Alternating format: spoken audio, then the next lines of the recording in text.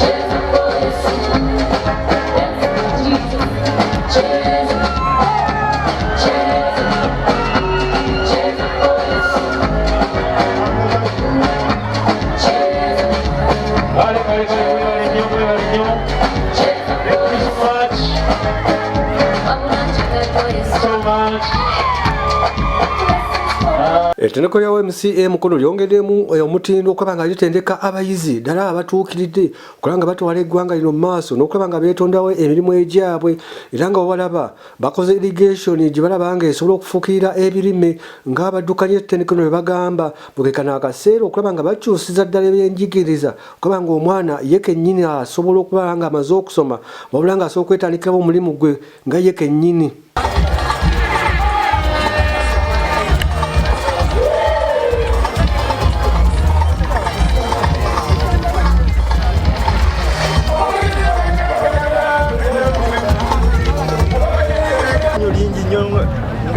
YMCA Mukono okulaba nti tufulumiza abaana abagenda okutandikawo emirimu kubanga ensi yaffe tulina abantu bangi abatalina mirimu.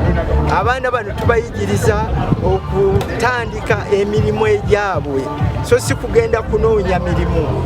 Era nga bwe mulaba wano wabaddewo tekinologi mungi olwaleero new technology bwe tukozesezza okulaba nti twongera mu bintu bye bakola naddala kakati ng'abalimi mulabye wali okufukirira ennimiro aba plumbing nga bakoze bulungi nnyo mashini zezo engeri gy'oyinza okukuŋŋaanyaamu amazzi awakaawo n'ofukirira ennimiro zo n'abalala bangi bakoze bwe batyo n'olwekyo tuwulira essanyu lingi nga YMCA Mukono okuba nti tufulumiza abaana bano nga bagenze mu society ate okuyigiriza n'abantu abalala nabo okutandika okukola ebintu by'emirimu.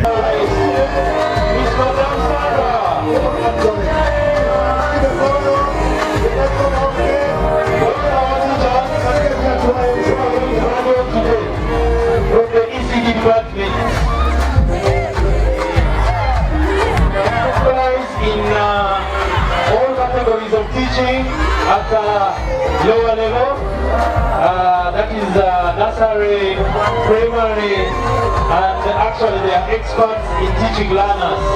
So you can give us your learners and they learn the best, because the best in teaching.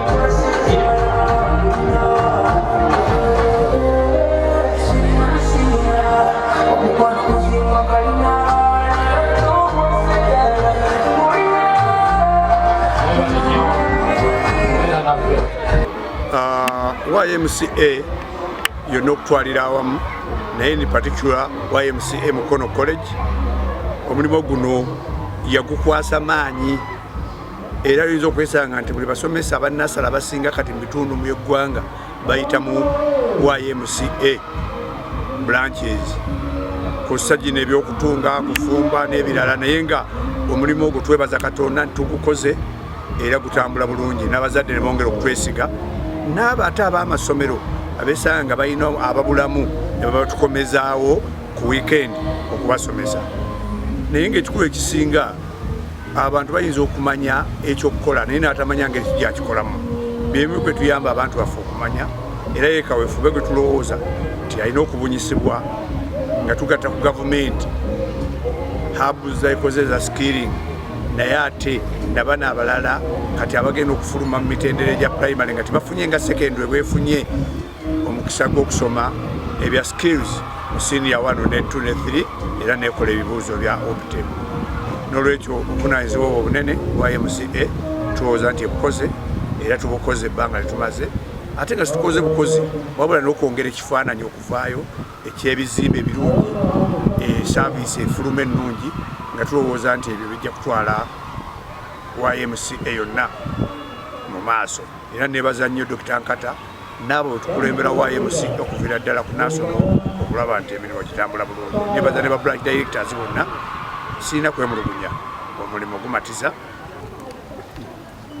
Kaweefube asinga era gwe twagala okubaamu kwe kubiriza abazadde katolatikidde abaana abazadde bagenda bakuŋŋaanya sente empitirivu ne bakola pati naye ng'omwana yasomye byakutunga yeetaagayo materials miliyoni mu kitundu n'ekyalaani kino ekitungako amapeesa n'ekibirala nga miliyoni 2 kitundu bw'ozimuwa asinga amukoledde pati kuba agenda kutandika bye yasoma okubessa mu nkola nga teyegayiridde muntu yenna.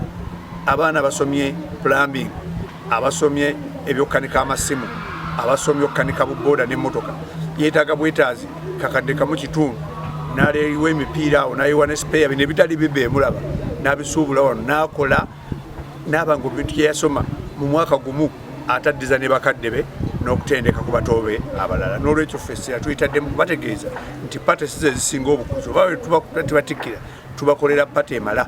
Amazzi gabaawo, kasoda kabaawo, akokulya kabaawo. Kati bwe mugenda omwana mwebaza waka mumutandikiseeko n'ako akatono ke mulina atandike byasomye okubissa mu nkola essira lyaffe yokka lyetutadde mu nkola. Abaana abalenzi tebalekeddwa amabega naye abalenzi bwajja okusoma alaba nti okumala wano emyaka 2 kiringa ekimusala ate tulina bbaluwa gye tugabanga ya myezi 3. N'olwekyo kati bo ne babeera nga baagala emirimu gino egy'amangu kyabulabe nnyo era tulowooza nti kati gavumenti erina okuddamu ate okutunuulira ekyuse ku essira yonna libadde ku mwana muwala kati essira tulikomyewoko ne ku mwana omulenzi kuba bangi ddala obalaba kati abalenzi babeerabeeranga bweranzi njagala omukazi alina ennyumba omukazi alina omulimu ampase. Ekyo si kyangu gye buli kyabulabe era mu myaka 2 egijja tuyinza okwesanga nti embaga ezinayanjulwanga abakyala bajja okweteranga mu ssente ayanjula omusajja amazike ku mmotoka amubeeze mu nnyumba ekiddirira omusajja bw'anyiiga ate kiba kyabulabe battabusi baana bafe abo be baba bafudde bakyala baabwe olw'ensonyi okuzifuula obusungu.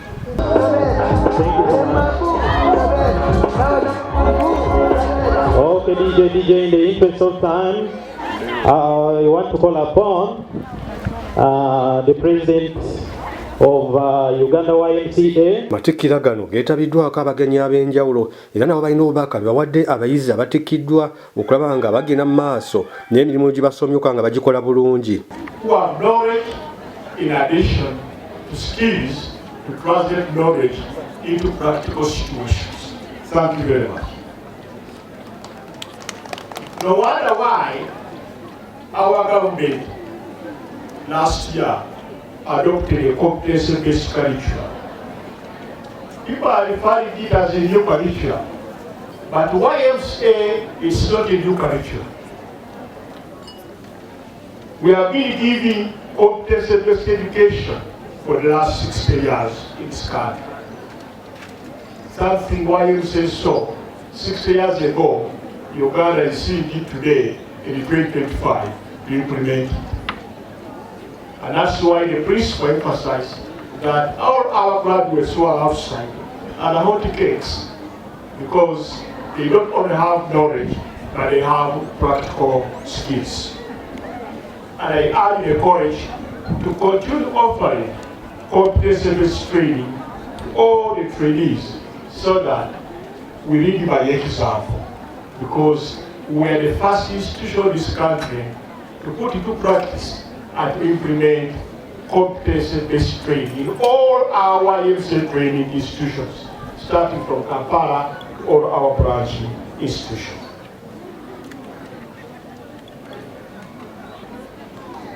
I'm highly impressed. And when I look at the graduates today, the female graduates outnumber the male graduates. It's no surprise. This is a new trend in this country. I think the consequence of the previous decade emphasis on a girl child education. And these are the results of that campaign. However, I urge parents and sponsors not to neglect the boy child. Otherwise, we will have some affirmative action in the future for the boy child. I know boys are faced with a number of issues, especially economic issues. But most importantly, the philosophy which is coming up now, that money comes first. And that kind of thinking has delayed the thinking of many of our younger people into perishable jobs, perishable actions, and even criminality. I don't know whether in Mukono here, Chairman, Honorable Miyanja, you have taken a census of how many younger people are involved in the border industry. Are they girls or boys? Why boys?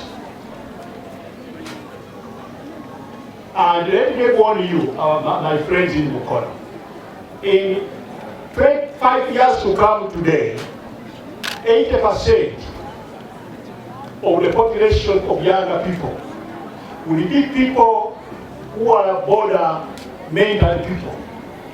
People with a border mentality. And that will be the people in leadership in Mukono. But they will be the voters and they will be the candidates. And they will be the majority. Now, for you who are already from Mukono, from YMCA Mukono, who has a diploma or a degree, how many of your peers will ride behind you if you stand for a sure? It's because you don't speak their language. And they are majority. I'm addressing to you as a citizen of this country. Let us wake up. Let us wake up and use facilities like YMCA Mukono. The parents. Ladies and gentlemen, allow me also to comment on one other important thing. That is the graduates. I don't want to repeat the words. We have all strong ego coming in so that we begin today's.